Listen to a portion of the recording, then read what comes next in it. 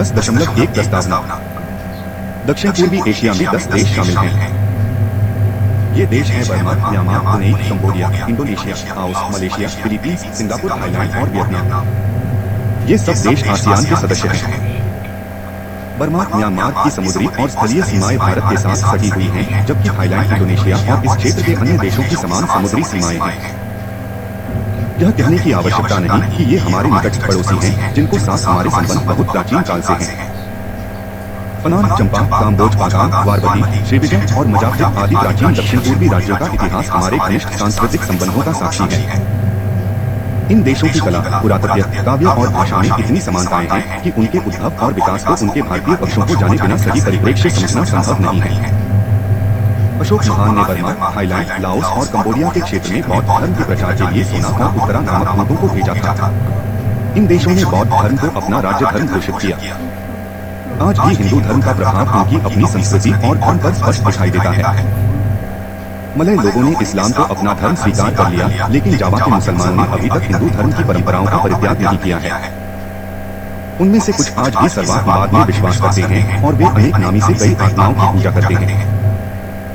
बाली समाज पर हिंदू धर्म का वर्ग है और दक्षिण पूर्व एशिया के सभी भागों में बौद्ध धर्म के अनुयायियों की बड़ी संख्या।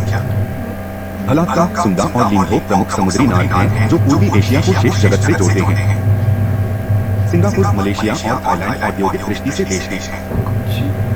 सिंगापुर का प्रभावी सेवा क्षेत्र वित्त, हवाई सेवा, कंप्यूटर और पोर्ट परिवहन में अग्रणी है। दक्षिण पूर्वी एशिया के मुख्य भूभाग पर विभिन्न पर्वत श्रृंखलाएं और नदियों हैं। नदियां उत्तर से दक्षिण की ओर प्रवाहित होती हैं और उनमें से अधिकांश का उद्गम स्थल तिब्बत है। मुख्य नदियों में मेकांग नदी लाओस, थाईलैंड, कंबोडिया और वियतनाम में से गुजरती है। अन्य नदियों में बर्मा में इस्वादी, चिदाम्बिन और साजीन, थाईलैंड में नामक रावर, वियतनाम में सांगतोई, लाल नदी और सांगतोक, काली नदी। नदियां अपने साथ नियमित रूप से जलोढ़, ट्यूबवेल, मृदा लाती है और जमीन को उपजाऊ बनाती है। इन नदियों के द्वारा सबसे अधिक उर्वर क्षेत्र निम्न लोअर बर्मा और आंकी और मेकांग गिरता है। थाईलैंड और वियतनाम विश्व निर्यात करने वाले देश हैं। इस इकाई में दक्षिण पूर्वी एशियाई देशों के सामाजिक, आर्थिक, राजनीतिक विशेष विभिन्न पक्षों की परीक्षा की गई है। 10.2 प्राकृतिक संसाधन। दक्षिण पूर्वी एशियाई क्षेत्र को प्राकृतिक संसाधनों की अपूर्व धन संपदा प्राप्त है। यह क्षेत्र विश्व के प्राकृतिक स्तर का 90%, दिन का 50%, विश्व के नारियल का 75%, पाम ऑयल का 5% और टंगस्टन 20% उत्पादन करता है। इंडोनेशिया और फिलीपींस में सोने की जाने और बर्मा, म्यांमार तथा कंबोडिया में रबी की खाए हैं। दक्षिण पूर्वी एशिया में सभी जगहों पर इमारती लकड़ी और अकदीर लकड़ी उपलब्ध है। इंडोनेशिया, वियतनाम, मलेशिया, बर्मा और दक्षिणी चीन के समुद्र में तेल की तार है। दक्षिण पूर्वी एशिया के देशों की भूमि बहुत उपजाऊ है। इस क्षेत्र में चावल, गन्ना, आम, पपीता और केले की भरपूर फसल होती है। यह क्षेत्र महत्वपूर्ण मछली पालन है। वहाँ की जो है और यहाँ की जलवायु उष्णकटिबंधीय है। इस क्षेत्र की करीब भर है। यह कहाँ की चोटियों पर भी सब निश्चयों सुनाई जा सकती है। 10.3 विदेश नीति के निर्धारक तत्व।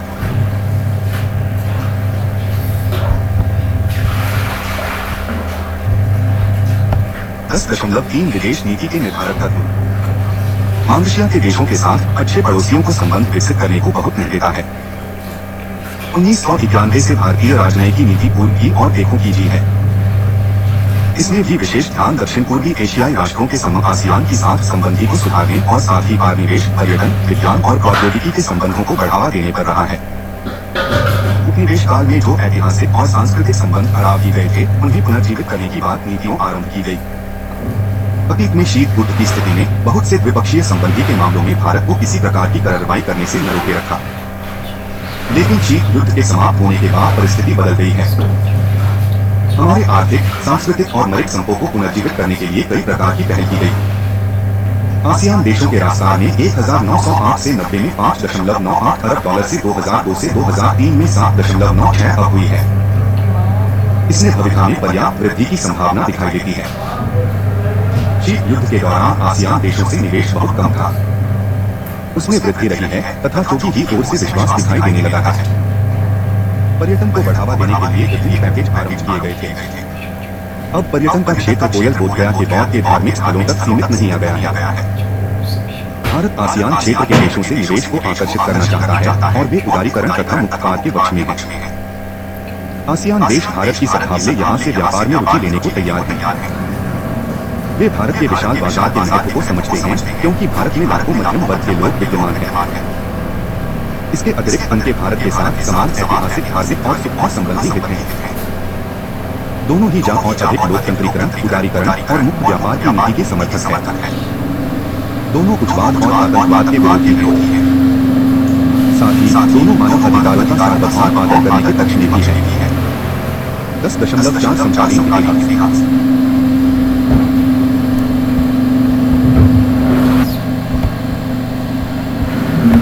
10.4 समकालीन इतिहास। भारत और आसियान देशों का उपनिवेशीकरण और व्युपनिवेशीकरण का इतिहास लगभग एक समान है। यूरोप की उपनिवेशवादी देशों में आसियान और भारत के विभिन्न क्षेत्रों पर कस्सा करने की उक्सी लगी हुई थी। इंग्लैंड ने भारत, बर्मा, मलाया, श्रीलंका, सिंगापुर और ब्रुनेई को अपना उपनिवेश बनाया, जब लोगों ने इंडोनेशिया को अपना उपनिवेश बनाया और फ्रांसीसी शासकों ने वियतनाम, लाओस, कंबोडिया को जिन्हें इंडोवीन के नाम से जाना जाता था अपने अधिकार में ले लिया। बाद में स्पेन और अमेरिका ने फिलीपींस को अपना उपनिवेश बनाया। शताब्दियों के उपनिवेशीकरण के बाद उपनिवेश विरोधी संघर्ष आरंभ हुआ। दक्षिण पूर्व एशिया के बहुत बड़े भूभाग को भाग का हिस्सा समझा जाता था, जिस पर उन्होंने मनमाने ढंग से कब्जा कर लिया था। लोगों को यह समझाया गया कि यदि 75 निवेशीकरण समाया हो गया तो बहुत से भारत से अलग हुए हिस्से फिर से माता में मिल जाएंगे। एकता बनाए रखने की हो गया और माउंटबेटन योजना के अंतर्गत इसे अपने पश्चिमी और पूर्वी क्षेत्र का बहुत सा भाग होना पड़ा। इन दोनों हिस्सों को मिलाकर पाकिस्तान कहा गया, जो बाद में 1971 में और विभाजित होकर 2 राज्यों में परिवर्तित हो गया। इन दोनों राज्यों को पाकिस्तान और बांग्लादेश दिया गया। फिर भी राष्ट्रीय नेताओं ने उपनिवेशवाद को समाप्त करने के लिए एक समान रणनीति और संघर्ष के महत्व को समझा। उन्होंने उपनिवेशवाद को समाप्त करने में एक दूसरे का समर्थन किया। भारतीय राष्ट्रीय कांग्रेस ने दक्षिण पूर्व एशिया के विभिन्न देशों के स्वाधीनता के संघर्ष के प्रति अपनी सहानुभूति व्यक्त करने के लिए नियमित रूप से संकल्प पारित किए। जवाहरलाल नेहरू और रविंद्रनाथ ठाकुर जैसे प्रमुख भारतीय नेताओं और बुद्धिजीवियों ने उस क्षेत्र की यात्रा की और हमारे सांस्कृतिक, भाषाई एवं धार्मिक संबंधों को बारे में चर्चा की। दूसरी ओर पोथी मिन्हर, वियतनाम, सुकर्नी, इंडोनेशिया, तुंकु अब्दुल रहमान, मलाया और गोग्यों के आंग सान वर्मा ने इस बात के लिए भारत की प्रशंसा की और उन्होंने औपनिवेशिका शासकों को विरोध में समान एकात्मकता की भावना व्यक्त की।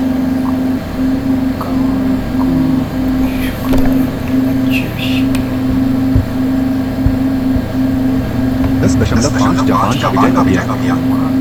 द्वितीय विश्व युद्ध के आरंभ में जापानियों का दक्षिण पूर्वी क्षेत्र की विजयों का अभियान शुरू हुआ। जापान ने थाईलैंड पर कब्जा कर लिया। उसे जून 1940 में एक सैनिक संधि पर हस्ताक्षर करने के लिए बाधित किया और उसके बाद तेजी से सिडनी में पहुंचा। वहां पहुंचने पर जापान ने यहाँ के फ्रांसीसी गवर्नर को इंडोचीन के बंदरगाहों तथा हवाई अड्डों का उपयोग करने के लिए बाधित किया। जापानियों की सैनिक कार्रवाई की सफलता के साथ की गई थी। उसने दक्षिण पूर्व एशिया की ब्रिटिश, अमेरिकी और फ्रांसीसी सेनाओं को पराजित कर दिया। जापान ने एशिया बालों का सहारा दिया।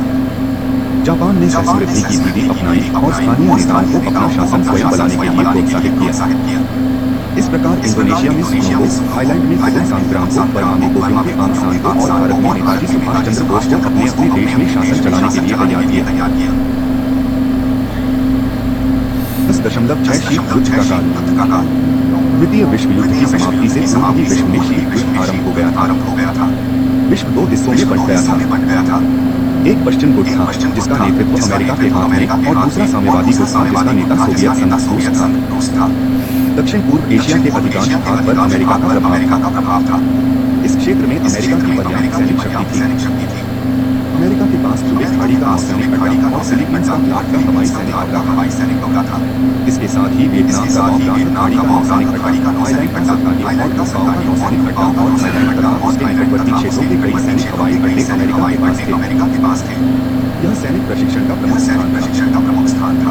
दक्षिण पूर्व एशिया के विभिन्न भागों में केंद्रीय गुप्तचर एजेंसी सक्रिय था। अमेरिका ने 1954 में दक्षिण पूर्व एशिया संधि संगठन सीएटो का गठन किया। इस नीति का उद्देश्य साम्यवाद को रोकना था। अमेरिका ने वियतनाम में साम्यवादी आंदोलन के विरुद्ध लड़ने का प्रण निश्चित कर दिया था और साम्यवाद को ध्वस्त करने के लिए 1964 से 1975 तक सैनिक दृष्टि से लड़ाई में संलग्न थे। वियतनाम युद्ध में अमेरिका एक मुख्य पहा था और इसके विरुद्ध आरोप था कि इसने 1954 के जेनेवा समझौते तथा पेरिस शांति समझौते 1973 का उल्लंघन किया है और उसे नुकसान पहुंचाया है। अमेरिका किसी भी ऐसे समाधान के विरुद्ध साम्यवादियों की शक्ति बढ़ी।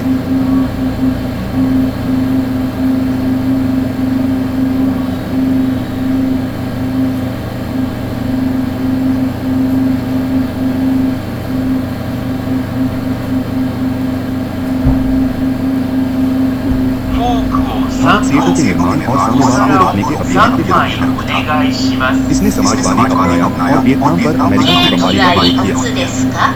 यद्यपि भारत ने विश्व स्तर पर लोकतंत्र और मानव अधिकारों का समर्थन किया, लेकिन इसे अमेरिका के साम्यवाद को रोकने के सिद्धांत की बात समझा नहीं आई। और फिर के पाकिस्तान के साथ संबंध अच्छे नहीं थे, जो सीएटो का सदस्य होने के नाते भारत के विरुद्ध युद्ध में अमेरिका के समर्थन का उपयोग करता था। भारत पाकिस्तान के 1965 और 1971 के युद्ध में पाकिस्तान ने भारत के विरुद्ध अमेरिका से प्राप्त अधिकांश हथियारों का उपयोग किया। ये शस्त्रास्त्र पाकिस्तान ने सीएटो समझौते के अंतर्गत प्राप्त किए थे।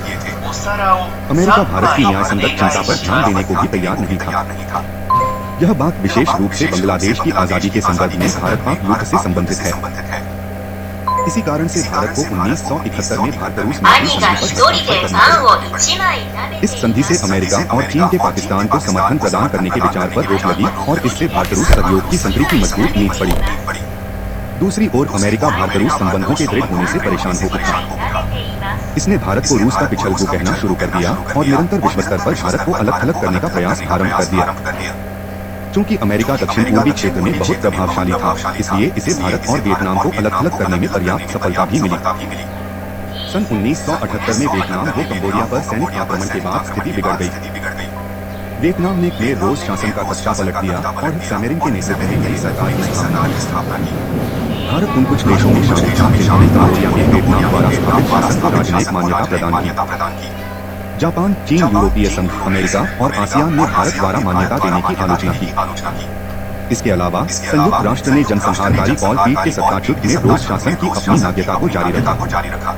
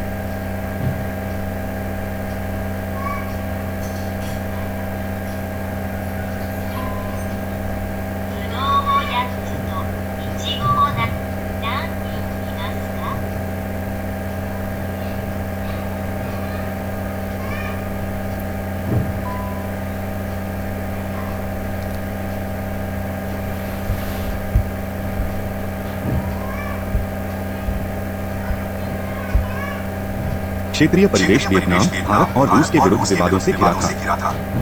इन देशों को प्रभुत्ववादी शक्तियों के रूप में प्रदर्शित किया जाता था। दूसरी ओर यद्यपि चीन भी साम्यवादी देश था, किंतु इसे सकारात्मक दृष्टि से चित्रित किया जाता था। चीन के बारे में यह समझा जाता था कि यह प्रभुत्ववादी शक्तियों के विरुद्ध संघर्ष कर रहा है। चीन ने इस अवसर का अपने पक्ष में उपयोग किया और इसने गंगा के मार्ग से दक्षिण चीनी समुद्र और हिंद महासागर में अपनी नौसैनिक शक्ति की विद्यमानता को मजबूत बनाने का प्रयास किया।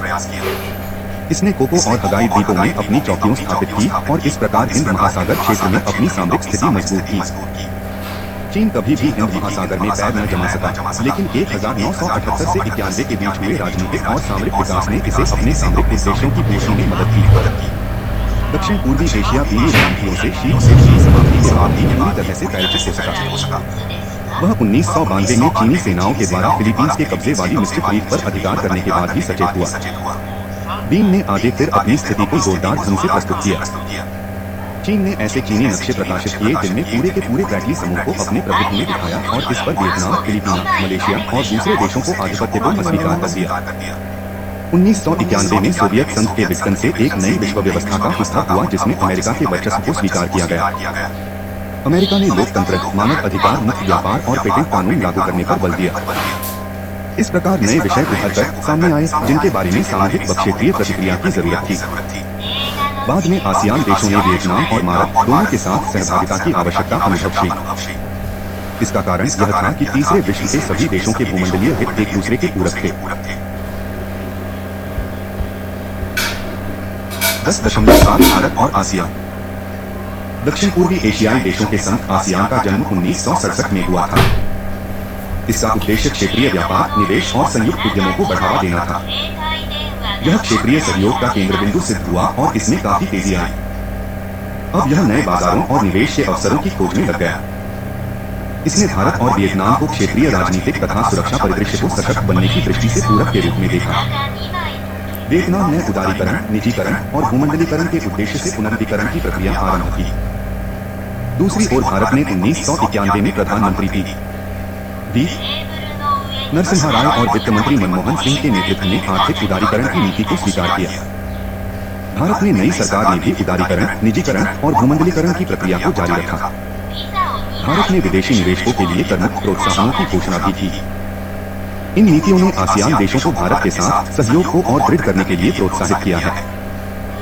आसियान ने 1992 में भारत को क्षेत्रीय वार्ता सहभागिता की पेशकश की। तदनुसार व्यापार, निवेश, पर्यटन, विज्ञान और प्रौद्योगिकी के इन बाल आधारभूत सहयोग के क्षेत्रों की पहचान की गई। यह क्षेत्रीय सहभागिता भारत और आसियान के बीच सांस्थानिक संपर्क स्थापित करने में सहायक हुई। यह सहभागिता इतनी जटिल सिद्ध हुई कि आसियान ने 2 वर्षों के भीतर 1995 में इस वार्ता को पूर्ण वार्ता का दर्जा दे दिया। इससे आर्थिक, सुरक्षा और राजनीतिक दृष्टि से विभिन्न क्षेत्रों में संबंधों को बढ़ाने में सुविधा हुई। आसियान ने भारत को आसियान के मंत्री स्तर के बाद वो सम्मेलन में और आसियान क्षेत्रीय मंच ASEAN रीजनल फोरम में R1 में तथा आसियान के सुरक्षा मंच में आमंत्रित किया। बाद में भारत और आसियान ने परस्पर समान आपसी हितों के बारे में बातचीत आरंभ की। सहयोग के विभिन्न क्षेत्रों को पर्याप्त विस्तार देने के लिए और सांस्थानिक प्रक्रिया के रूप में कार्य करने के लिए आसियान भारत सहयोग समिति की स्थापना की गई। साथ ही विज्ञान और प्रौद्योगिकी, व्यापार और निवेश, मानव संसाधन विकास और संस्कृति में सहयोग के क्षेत्रों की पहचान के लिए आसियान और भारत के एक कार्यदल वर्किंग ग्रुप की भी स्थापना की गई।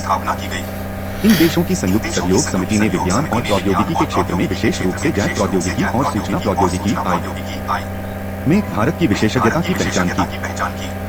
इसके अतिरिक्त खाद्य प्रसंस्करण, स्वास्थ्य तथा कृषि, इंजीनियरिंग, इलेक्ट्रॉनिकी, संचार और सेवा क्षेत्र में सहयोग के लिए भी प्रस्ताव पेश किए गए। आसियान भारत सहयोग समिति की बैठक में व्यापार, पूंजी निवेश, पर्यटन, कंप्यूटर प्रौद्योगिकी, सौर ऊर्जा और पर्यावरण सुरक्षा के क्षेत्रों में सहयोग को बढ़ाने के लिए भारत आसियान निधि स्थापित करने का निर्णय किया। यह निधि आसियान सचिवालय के अधिकार में रखी गई। इसकी व्यवस्था संयुक्त प्रबंध समिति द्वारा की जाती थी। संयुक्त सहयोग समिति इस बात के लिए सहमत थी कि एक आसियान नई दिल्ली समिति गठित की जाए जिसमें आसियान देशों के राजनयिक मिशनों के अध्यक्ष शामिल होंगे। भारत के तत्कालीन विदेश सचिव ए दीक्षित ने एक छात्रवृत्ति योजना घोषित की जिसके अंतर्गत प्रत्येक देश विज्ञान और प्रौद्योगिकी के क्षेत्र में 6 माह की 6 डॉक्टर डिग्री के बाद की फेलोशिप के प्रस्ताव भेज सकता है। भारत और आसियान क्षेत्र ने उच्च योग्यता प्राप्त प्रतिष्ठित विद्वानों की भाषणमालाएं शुरू की जिसके अंतर्गत आसियान के प्रमुख नेताओं और बुद्धिजीवियों द्वारा भारत में तथा भारतीय नेताओं और बुद्धिजीवियों द्वारा आसियान देशों में भाषण दिए गए। यह योजना विदेश नीति और आसियान देशों तथा वार्ता के सहभागियों के बीच विश्वास और आपसी समझ बढ़ाने में सहायक सिद्ध हुई। 10.8 व्यापार और निवेश।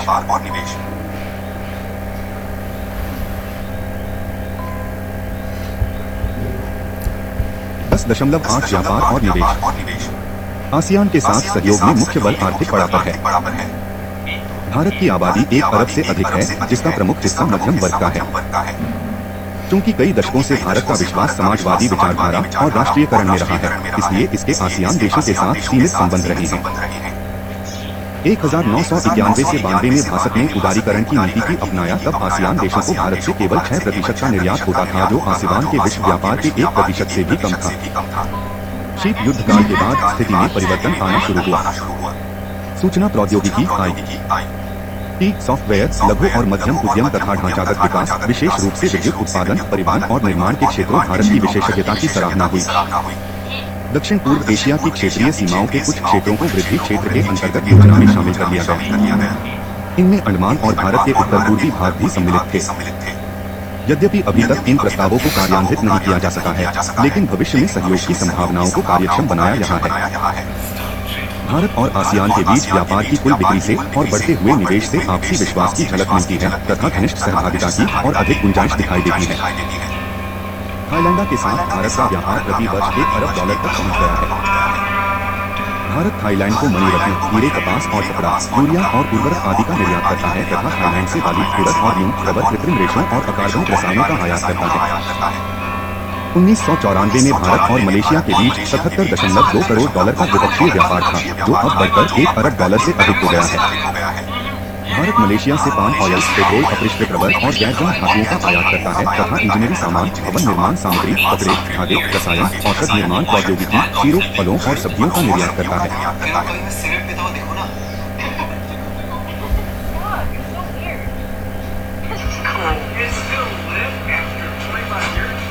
सिंगापुर के साथ भारत का व्यापार जो पहले $1 करोड़ था, यह 1992 में बढ़कर $1.5 अरब हो गया, जिसकी वार्षिक वृद्धि दर 10% है।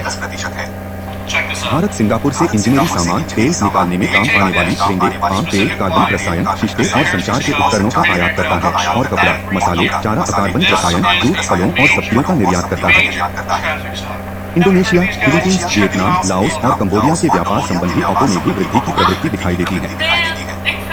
भारत और बर्मा के बीच कानू मोरेह सीमा के खुल जाने के बाद से बर्मा भी भारत का एक उभरता हुआ प्रमुख व्यापारिक सहभागी बन रहा है। भारत बमों के सैनिक शासन के साथ रचनात्मक सहयोग की नीति पर चल रहा है। भारत बर्मा को आसियान देशों के साथ व्यापार के लिए महत्वपूर्ण प्रवेशद्वार मानता है। भारत और बर्मा ने 20 मई 2001 को सामुकालिगो लेवा सड़क के रखरखाव के लिए समझौते केंद्र पर हस्ताक्षर किए। भारत और बर्मा के बीच सहयोग के अन्य क्षेत्रों में शामिल है शिपे बंदरगाह के उन्नयन से संबंधित बहुविध परिवहन परियोजनाओं को पूरा करना, कालादाम नदी में नौचालन की सुविधाओं का विकास करना और बर्मानी कलेवा से भारत बर्मा सीमा पर मिजोरम तक राजमार्ग का विकास करना। भावी सहयोग दो क्षेत्रों में सम्मिलित है। ऊर्जा से संबंधित परियोजनाएं जिनमें सौर ऊर्जा, जीवाश्म ईंधन और जल विद्युत ऊर्जा प्रमुख है। भारत 1996 से 97 में बर्मा के साथ व्यापार $77 लाख, इंडोनेशिया के साथ $18 करोड़ $6 लाख और मलेशिया के साथ $1 अरब 54 करोड़ $4 लाख था। आसियान क्षेत्र को भारत से निर्यात मुख्य रूप से जानवरों का आहार, ऊन, चावल, मूंगफली, कृत्रिम रेशा मशीनें और जैव रसायन का था। इस क्षेत्र में मोटर उद्योग के हिस्सों, ऑटो पार्ट्स, इलेक्ट्रॉनिकी के हिस्सों, रेल के उपकरणों, कंप्यूटर और सॉफ्टवेयर, कृत्रिम रेशों के वस्त्रों और कार्बनिक उत्पादों के व्यापार की बहुत संभावनाएं हैं। इस क्षेत्र में भारत के इस्पात, हर्बल उत्पादों, वस्त्रों और धागे की बहुत मांग है।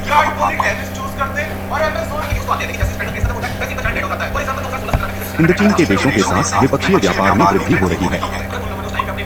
सन 1997 से 98 में कंबोडिया के साथ द्विपक्षीय व्यापार $10.3 करोड़ था। भारत ने मानवीय सहायता के रूप में $5 लाख की दवाइयां उपहार में दी और कृषि के विकास में रुचि प्रदर्शित की। दूसरी ओर लाओस के साथ द्विपक्षीय व्यापार 1996 के $1.3 करोड़ से बढ़कर 1998 में $2.9 करोड़ हो गया। कई भारतीय कंपनियों ने लाओस के बाजार में अपने उत्पादों की खपत की संभावनाओं का आकलन किया। इन कंपनियों में प्रमुख थी किर्लोस्कर, टाटा, किर्लोस्कर ने 1998 में $3 करोड़ के सिंचाई के उपयोग के पंपों का निर्यात किया। वियतनाम के साथ द्विपक्षीय व्यापार में 1996 से 97 के $425.2 करोड़ की अपेक्षा 12.5% की थोड़ी सी वृद्धि दर्ज की गई। जहां तक इंडोनेशिया का संबंध है, द्विपक्षीय व्यापार 1996 के $4,226.2 करोड़ की तुलना में $4,330.3 करोड़ हुआ। लेकिन फिलीपींस के साथ व्यापार में 1998 में पहले की अपेक्षा कमी आई। फिलीपींस के साथ भारत का निर्यात पहले के $9 करोड़ से 1996 से 97 में 21.36% घट गया। 10.9 बिम्स्टेक अंग्रेजी के बिम्स्टेक का लिप्यंतरित रूप है। बिम्स्टेक एक परिवर्ती शब्द एक्रोनिम है जो वस्तुतः बांग्लादेश, इंडिया, भारत, म्यांमार, श्रीलंका और थाईलैंड आर्थिक समूह Bangladesh, India, Myanmar, Sri Lanka, Thailand economic cooperation के अंग्रेजी के प्रथम वर्षों से मिलकर बना है। बिम्स्टेक वह उपक्षेत्रीय आर्थिक समूह है जिसमें बांग्लादेश, भारत, इंडिया, म्यांमार, श्रीलंका और थाईलैंड देश शामिल हैं। यह अपने ढंग का पहला समूह है जिसमें आसियान के 2 सहभागी देश 3 दक्षिण एशियाई देशों के आर्थिक सहयोग के हिस्सेदार हैं। 1998 में स्थापना के बाद इस वर्ग ने संचार, ढांचागत संरचना, ऊर्जा, व्यापार और निवेश, पर्यटन तथा मछली पालन जैसे सहयोग के महत्वपूर्ण क्षेत्रों की पहचान कर ली थी। इस कार्य के लिए प्रत्येक देश ने समन्वयन की विशिष्ट जिम्मेदारी अपने ऊपर ली है। इसके विचाराधीन प्रमुख परियोजनाएं हैं एशियाई संपर्क राजमार्ग, एशियाई रेलवे नेटवर्क और प्राकृतिक गैस पाइपलाइन। बेड़ा बंगाल की खाड़ी के निकटवर्ती देशों से गठित बिम्स्टेक समूह का उद्देश्य इस क्षेत्र के विशाल प्राकृतिक और मानव संसाधनों की क्षमता का उपयोग करना है। निवेश और आर्थिक सहयोग से संबंधित उच्च स्तरीय विचार विनिमय को बढ़ावा देने के लिए सदस्य देशों के निजी और सरकारी क्षेत्र की भागीदारी द्वारा एक आर्थिक मंच प्रदान करने का प्रयास किया है। इसमें वस्त्र और कपड़ा उद्योग, औषधियों तथा औषध निर्माण विज्ञान, वन और आभूषण आदि का काम, बागवानी, उद्यान विज्ञान और पुष्प कृषि के उत्पादों तथा सूचना प्रौद्योगिकी के क्षेत्र में विचारों के आदान प्रदान पर विशेष बल दिया गया है। बिम्स्टेक प्रक्रिया में निजी क्षेत्र की भागीदारी को प्रोत्साहित करने के लिए एसकैप ने मार्च 1998 में एक विशेषज्ञ समूह की बैठक आयोजित की। इस बैठक में बिम्स्टेक के 5 सदस्य देशों के 80 प्रतिभागियों ने भाग लिया। इस बैठक में निजी क्षेत्र से आग्रह किया गया कि यह आर्थिक क्षेत्र में सहयोग को प्रोत्साहित करने के लिए प्रमुख भूमिका निभाए। इस बैठक के अंत में कुछ सामान्य तथा कुछ विशिष्ट सिफारिशें प्रस्तुत की गई। 19 दिसंबर 1998 में एका में हुई बिम्स्टेक को मंत्रिमंडलीय बैठक में कहा गया कि हम बिम्स्टेक के आर्थिक मंच की स्थापना की आवश्यकता पर जोर देते हैं, जो बिम्स्टेक को क्षेत्र वो अंतर्गत अधिकाधिक आर्थिक सहयोग और प्रगति के लिए कार्य करेगा। हम एक बार फिर अपने संकल्प को दोहराते हैं कि हम अगली मंत्रिस्तरीय बैठक का संयोजन करने के लिए बिम्स्टेक के आर्थिक फोरम को सक्रिय करने के लिए सभी आवश्यक उपाय करेंगे। इसमें आगे कहा गया कि वाणिज्य, औद्योगिक, सांस्कृतिक और सामाजिक अंतर्क्रिया तथा पर्यटन को प्रोत्साहित करने के लिए परिवहन और संचार के क्षेत्र में संपर्क द्वारा जो महत्वपूर्ण भूमिका अदा की जा सकती है उसके प्रति हम सजग हैं। इसलिए हम इस बात को फिर जोर देकर कहते हैं कि हमें रेल, सड़क, बहुमुखी परिवहन व्यवस्था, उपचालन और हवाई संपर्क को विकसित करने की आवश्यकता है। इससे बिम्स्टेक की बंगाल की खाड़ी के निकटवर्ती देशों की पहचान की पूरकता की पुष्टि होगी। सबसे पहले ये पूछेंगे दिसंबर 2001 में म्यांमार में आयोजित बिम्स्टेक की बैठक में सदस्य देशों को चिंतक समूह में संपर्क को सशक्त बनाने की आवश्यकता पर बल दिया गया। दैनिक और गंगा सहयोग (GCC) के कार्यक्रम के लिए बाहरी वित्त व्यवस्था की खोज करने पर सहमत हो गए। इस कार्यक्रम में भारत और हिंदचीन राज्य शामिल थे। ऐसी आशा थी कि सहयोग की कार्यसूची एजेंडा की प्रकृति के लचीलेपन के कारण, जिसमें संस्कृति और पर्यटन से लेकर परिवहन और संचार तक के विषय शामिल हैं, तेजी से प्रगति हो सकती है। मेकोंग गंगा सहयोग में भारत के साथ कंबोडिया, लाओस, म्यांमार, वियतनाम और थाईलैंड आदि 5 देश शामिल हैं। इस विषय में ऐसा प्रयास किया जाएगा कि थाईलैंड को भारत से जोड़ने के लिए एक सड़क व्यवस्था निर्माण निकाली जाए। मेकोंग गंगा सहयोग दल राष्ट्रपारीय व्यापार के लिए ढांचागत संरचना के विकास के लिए बहुत कुछ करना चाहता है। इसमें भारत की उत्तर पूर्वी सीमा, म्यांमार, मेकिंग क्षेत्र और उससे भी आगे का क्षेत्र शामिल है। भारत और चीन के बीच में स्थित मियांग क्षेत्र भारत की सुरक्षा, शांति और पूर्वी एशियाई देशों के साथ व्यापार के लिए बहुत महत्वपूर्ण है। पहला भारत आसियान शिखर सम्मेलन नवंबर 2002 में होंगकोंग में हुआ था। इसमें मेकिंग क्षेत्र के देशों पर ध्यान केंद्रित किया गया था। इस अवसर पर प्रधानमंत्री अटल बिहारी वाजपेयी ने आसियान के साथ समान दृष्टि और विचारों का उल्लेख किया था। माता ने कंबोडिया को $1 करोड़ का कर्ज दिया और व्यापार, तकनीकी शिक्षा तथा 1000 वर्ष पुराने कामराम मंदिर के रखरखाव के क्षेत्र में 3 समझौतों पर हस्ताक्षर किए। भारत ने म्यांमार, लाओस, वियतनाम और कंबोडिया के सीमा शुल्क के क्षेत्र में और अधिक रियायतें दी। इसे आसियान देशों के प्रति महत्वपूर्ण सद्भावना का प्रतीक समझा गया। 10.10 सुरक्षा सहयोग।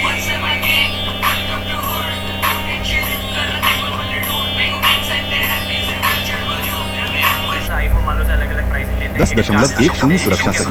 निकल के आ रहे हैं, सब्जियां इनकी गंदी आ जाती हैं। आज तक इनके फाउंडरों ने कभी भी सोशल मीडिया पे आके कोई रिस्पांस नहीं दिया, ना कोई पब्लिक स्टेटमेंट दिया कि अरे कस्टमर है बाद में जाए इसकी ऐसी तैसी। अब रिसेंटली इसका फाउंडर सोच रहे थे भारत और दक्षिण पूर्वी एशिया के बीच सुरक्षा संबंधी सहयोग की शुरुआत द्वितीय विश्व युद्ध के दौरान हो गई थी। नेताजी सुभाष चंद्र बोस की आजाद हिंद फौज का दक्षिण पूर्वी एशिया वासियों ने दिल खोलकर समर्थन किया। का मुख्यालय सिंगापुर में स्थित था। भारतीय राष्ट्रीय सेना के स्वयंसेवकों ने लोगों में देशभक्ति और आजादी की भावना भरी। उपनिवेश विरोधी संघर्ष में लोगों का समर्थन पाने में इससे बहुत मदद मिलती थी। आजाद हिंद फौज ने असम और मेघालय के आसपास के क्षेत्रों को जीत लिया था, लेकिन नेताजी को गायब हो जाने और जापान की पराजय के कारण इसे वापस लौटना पड़ा। यदि आजाद हिंद फौज अपने उद्देश्य में कामयाब हो जाती थी, भारत के दक्षिण पूर्व एशिया के साथ सामरिक संबंध और अधिक मजबूत होते। जब भारत आजाद हुआ तो इसने बर्मा और इंडोनेशिया के साथ संबंधी संधियों पर हस्ताक्षर किए। इन्हीं संधियों के कारण इंडोनेशिया और बर्मा की रक्षा सेनाओं को भारत में उच्च प्रशिक्षण दिया गया। लेकिन 1957 से 58 में बर्मा और इंडोनेशिया को साथ रक्षा संबंधों में रुकावट आ गई और इसके बाद शीत युद्ध के कारण इन संबंधों को पुनर्जीवित नहीं किया जा सका। जब आसियान समूह की स्थापना हुई तो इसे साम्यवाद विरोधी संगठन समझा गया। इसलिए भारत ने स्वयं को आसियान की गतिविधियों से जोड़ना नहीं चाहा। उधर आसियान देश भी भारत को सुरक्षा के मामलों में शामिल नहीं करना चाहते थे। भारत और आसियान के बीच संबंधों में सुमार शीत युद्ध समाप्त होने के बाद भी हुआ, जब आसियान देशों के साथ संयुक्त अभ्यासों में भाग लेने के लिए भारतीय नौसेना को आमंत्रित किया गया। दक्षिण पूर्व एशिया को अपनी सुरक्षा और स्थिरता के लिए पर्याप्त धमकियों का सामना करना पड़ा है। पहले सुरक्षा को खतरा साम्यवादी तत्वों के द्वारा तोड़फोड़ से था, लेकिन अब उग्रवाद और आतंकवाद से व्यापक खतरा है। उन्हें बाहरी खतरा उत्तरी क्षेत्र से लगता है। जापान ने द्वितीय विश्व युद्ध के दौरान दक्षिण पूर्व एशिया पर आक्रमण किया था और अब यह खतरा चीन से है।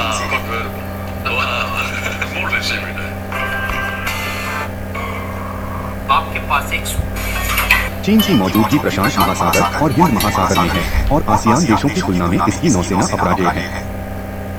यदि अमेरिका इस क्षेत्र से चला जाए तो चीन उसके रिक्त स्थान को भरने के लिए तैयार बैठा है। इस प्रयास में चीन ने अपने नौसैनिक अड्डे पेस्काडोरेस, पेंगशु, शाटास, ओग्रा, पैरासिस, जिसा, सॉल्टलिस्ट, नानसा, कोको और बंगाई में बना रखे हैं। आसियान राज्य चीन से त्रस्त हैं। सुरक्षा परिदृश्य को मजबूत बनाने के लिए वे चाहते हैं कि इस क्षेत्र में अमेरिका अपने अड्डे बनाए रखे। इस उद्देश्य से मलेशिया ने अमेरिका को लुमुत नौसेना डॉकयार्ड, थाईलैंड में साप्ताहिक नौसैनिक अड्डा और इसी तरह सिंगापुर, इंडोनेशिया और फिलीपींस ने अमेरिका को सामरिक दृष्टि से महत्वपूर्ण सुविधाएं प्रदान करने की पेशकश की। इस संदर्भ में आसियान देश भारत के साथ सहयोग करना बेहतर समझते हैं। मलेशिया, इंडोनेशिया और सिंगापुर भी भारत के साथ सुरक्षा संबंध बनाना चाहते हैं। आरंभ में भारत मलेशिया की रॉयल मलेशियन वायुसेना के पायलटों को मिग 35 विमानों पर प्रशिक्षण देने पर सहमत हो गया। मलेशिया की नौसेना ने भारत की तेज गश्ती क्राफ्ट नौकाओं को खरीदने में रुचि प्रदर्शित की। आसियान राज्य भारत की जिन क्षेत्रों में विशेषज्ञता का लाभ उठाना चाहते थे वे थे नौसैनिक कमांडो प्रशिक्षण, डाक निगरानी, जलदस्यु विरोधी ऑपरेशन, मौसम प्रेक्षण, समुद्र तीर अन्वेषण और बचाव ऑपरेशन, शत्रुओं तथा बंदरगाहों की रक्षा और उथले जल में खनन आदि। भारत ने तटीय प्रेक्षण राडार और AN-70 सोपे भी मुहैया कराने की पेशकश की। भारत ने कंबोडिया में आसियान देशों के साथ के कार्यकलापों में भाग लिया और इसके दक्षिण पूर्व एशिया में रक्षा प्रणाली को मजबूत बनाने के कार्य में भाग लेना भारत द्वारा आसियान देशों का विश्वास जीतने में प्रभावी रहा। इसलिए भारत आसियान क्षेत्रीय संघ एक का सदस्य बन गया। आसियान क्षेत्रीय मंच का उद्देश्य विश्वास पात्रता बढ़ाना, अवरोधक राजनयिक प्रक्रिया और विवाद सुलझाने की प्रक्रिया का विकास करना था। आसियान क्षेत्रीय मंच के 24 सदस्य हैं, जिसमें आसियान की सबसे प्रमुख भूमिका है। इसका प्रमुख उद्देश्य राजनीतिक और सुरक्षा संबंधी समस्याओं का समाधान है। इस मंच की कार्य करने की हैली परामर्श और सर्वसम्मति की है। इस मंच ने क्षेत्रीय सुरक्षा समस्याओं के समाधान के लिए ट्रैक और ट्रैक 2 राजनय को प्रोत्साहित किया। ट्रैक 1 राजनय का इस्तेमाल संस्थानिक स्तर पर किया जाता है, जैसे आसियान क्षेत्रीय मंच आसियान या प्रत्येक आसियान देश की सरकार के साथ, लेकिन ट्रैक 2 का उद्देश्य क्षेत्र में गैर सरकारी संगठनों, व्यापारिक वर्गों और सामरिक महत्व की संस्थानों को सक्रिय करना है। ट्रैक 2 में अवरोधक राजनय, प्रिवेंटिव डिप्लोमेसी की प्रमुखता दी जाती है ताकि युद्ध की प्रवृत्ति पर रोक लगाई जा सके, जैसा कि ऊपर उल्लेख किया गया है। आसियान क्षेत्रीय मंच का प्रमुख उद्देश्य समान हित और चिंता के राजनीतिक तथा सुरक्षा मामलों में रचनात्मक वार्ता और परामर्श को प्रोत्साहित करना था। भारत इस संस्था के साथ एशिया प्रशांत क्षेत्र में क्षेत्रीय समझ, विश्वास संवर्धन और अवरोधक राजनय को विकसित करने में योगदान करने के लिए संबद्ध हुआ था। भारत म्यांमार के साथ क्षेत्रीय सर्वसम्मति और रचनात्मक समझौते की नीति का समर्थक रहा है। इसने आसियान को अंडमान में संयुक्त सैनिक अभ्यास के लिए आमंत्रित किया और यह सीमा संबंधी समस्याओं के बावजूद चीन को महत्वपूर्ण मानता है। अब तक आसियान क्षेत्रीय की उपलब्धियों प्रभावशाली नहीं रही हैं। राह के मामलों में तथाकथित पारदर्शिता में अभी परिवर्तन होना शेष है। आसियान क्षेत्रीय मंच के बहुत ही सदस्य रक्षा मामलों में श्वेत पत्र प्रकाशित नहीं करते और जो करते भी हैं उनसे कुछ भी प्रकट नहीं होता। इसके साथ ही रक्षा के सरकारी आंकड़े विश्वसनीय नहीं हैं। इससे पूर्व की परंपरागत हथियारों के अंतरण संबंधित क्षेत्रीय अस्त्र रजिस्टर बनाने की योजना का अस्तित्व केवल कागजों पर है। इसने अवैध दवाओं के व्यापार को या अपराधी और विद्रोही समूह की हल्के हथियारों के तीव्र प्रसार को रोकने के लिए कुछ भी नहीं किया। इसके अलावा यह पूर्वी तिमोर और आतंकवाद में वृद्धि के मामले में कोई पहल करने में असमर्थ रहा। इस क्षेत्र में आतंकवाद की गंभीर समस्या है और इस आतंकवाद के विविध रूप हैं। एक तो दक्षिण पूर्व एशिया सबसे बड़ा अफीम और उसके उत्पादों का उत्पादन करने वाला क्षेत्र है। इनके भारत के उत्तर पूर्वी भाग, जिसमें असम, मेघालय, अरुणाचल प्रदेश, नागालैंड, मणिपुर और त्रिपुरा शामिल हैं, से संबंध है। इन अवैध रूप से नशीले पदार्थ बेचने वालों का सुव्यवस्थित नेटवर्क है और इनका राजनीतिज्ञों, आतंकवादियों और पुलिस के साथ गठजोड़ है। ये इस क्षेत्र के भीतर और बाहर दोनों जगह नशीले पदार्थ मुहैया कराते हैं। अमेरिका के पूर्व राष्ट्रपति बिल क्लिंटन ने नशीले पदार्थों से जुड़े हुए आतंकवाद की बात को संयुक्त राष्ट्र की आम सभा में यह कहकर विशेष महत्व दिया था कि इस नशीले पदार्थ और आतंकवादी गठजोड़ से कोई भी सुरक्षित नहीं है, चाहे वे लैटिन अमेरिका या दक्षिण पूर्व एशिया के लोग ही नहीं। नशीले पदार्थों का धंधा करने वालों के पास आयातित आधुनिकतम हथियार है और जिन्होंने न्यायाधीशी, पत्रकारों, पुलिस अधिकारियों और निरपराध राहगीरों तक की हत्याएं की हैं।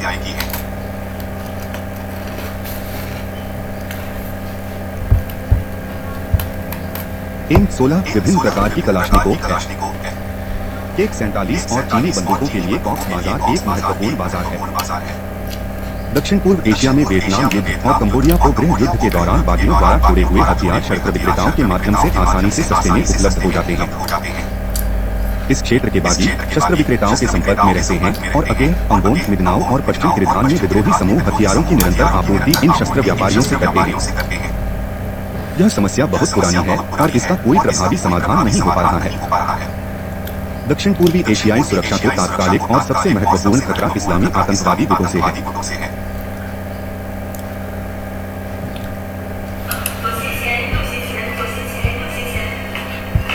वे दक्षिण पूर्व एशिया के विभिन्न हिस्सों में फैले हुए हैं और उनके विश्व स्तर पर आतंकवादी संगठनों से संपर्क बने हुए हैं। अल-कायदा के समर्थक इंडोनेशिया, मलेशिया और फिलीपींस में हैं तथा उनको गुप्त अड्डे सिंगापुर, बैंकॉक, जकार्ता और अन्य क्षेत्रों में। इस्लामी आतंकवादी समूह वरुलाह इस्लाया आर के लिए प्रयास कर रहे हैं। उनका 78 मलय दुनिया का संघ बना रहे हैं। के क्षेत्र हैं मलेशिया, सिंगापुर, इंडोनेशिया, मियानमार और पटना। उनके पास प्रशिक्षित उग्रवादी हैं और उन्होंने अत्याधुनिक हथियार जमा कर रखे हैं। वे वर्तमान शासन व्यवस्थाओं का तख्ता पलटना चाहते हैं और उस क्षेत्र में तालिबान की तरह का प्रशासन स्थापित करना चाहते हैं। इस प्रकार विभिन्नता में एकता और पंचीय सिद्धांत, जी इंडोनेशिया की शासन व्यवस्था के मार्गदर्शक सिद्धांत थे, से उन्हें खतरा है। आतंकवादी गुटों की मांगों को पूरा करने के लिए हुनई और मलेशिया लगातार अपनी नीतियों की समीक्षा करते रहते हैं। यद्यपि हुनई और मलेशिया ने इस्लाम को अपने देशी का राज्य धर्म घोषित कर रखा है, फिर भी आतंकवादियों को मात्र प्रसन्न रखना पर्याय नहीं है। मान लीजिए कि कोई आपने देखा सड़क पर इंसान है, उसको चोट लगी हुई है, उसको अस्पताल लेके जाना पड़ेगा वरना मारा जा सकता है। एक्सपोज करना, क्या ये कर पाएंगे, क्या ये करना चाहिए? इंडोनेशिया में 12 अक्टूबर 2002 को आतंक और खून खराबे का एक नया इतिहास शुरू हुआ जब जमात इस्लामिया ने बाली के पर्यटक स्थल को बम से उड़ा दिया। इस घटना के अंतर्राष्ट्रीय संपर्क सूत्र थे। इस बम विस्फोट में 190 लोग मारे गए और 300 घायल हुए। इस घटना से प्रभावित अधिकांश लोग ऑस्ट्रेलिया, इंग्लैंड, फ्रांस, जर्मनी और स्वीडन के थे। इससे भारत भी सतर्क हो गया और भारत विश्व के सबसे पहले देशों में से एक था जिसने इस घटना पर अत्यधिक खेद व्यक्त किया। जकार्ता में अमेरिकी राजदूत राज वॉयस इंडोनेशियाई राष्ट्रपति मेधावी से मिला और उससे उग्रवादी अड्डों को समाप्त करने, उन्हें पकड़ने तथा यह दिखाने को कहा कि वे इस विषय में गंभीर हैं। अमेरिका ने जोर देकर कहा कि बाली के बम विस्फोट के बाद से इंडोनेशिया आतंकवादियों का स्वर्ग बना हुआ है और अमेरिका ने अपने दूतावास से संबंधित 350 अमेरिकियों को देश छोड़ने का आदेश दिया। जुलाई 2003 में जकार्ता के एक 5 सितारा होटल में आतंकवादियों ने हमला किया। इसमें एक सार बम विस्फोट में बहुत निर्दोष लोग मारे गए। अमेरिका ने बाली में हुए बम विस्फोट की निंदा की और उसे आतंक का घृणित कार्य कहा।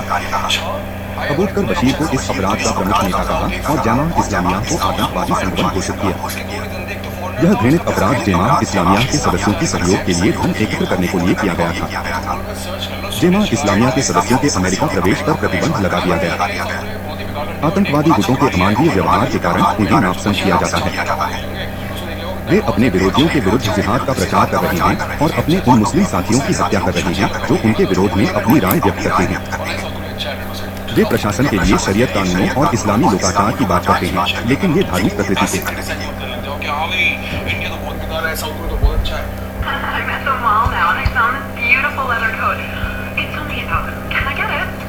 भारत भी कश्मीर में इस्लामी आतंकवाद के खतरे का सामना कर रहा है। 2 लाख से अधिक कश्मीरी पंडितों को अपने घरों से निकालकर बाहर कर दिया है और उनकी जमीन जायदाद पर कब्जा कर लिया है। आतंकवादी नियमित रूप से घाटी में निर्दोष लोगों की हत्या रहे हैं और पाकिस्तान तथा अन्य इस्लामी देशों के जबरदस्त समर्थन से आतंकवादी गुट घाटी में अव्यवस्था फैला रहे हैं। भारत सरकार विवाद को हल करने के हर संभव प्रयास कर रही है, लेकिन खून-खराबा और विवाद पहले की तरह बना हुआ है।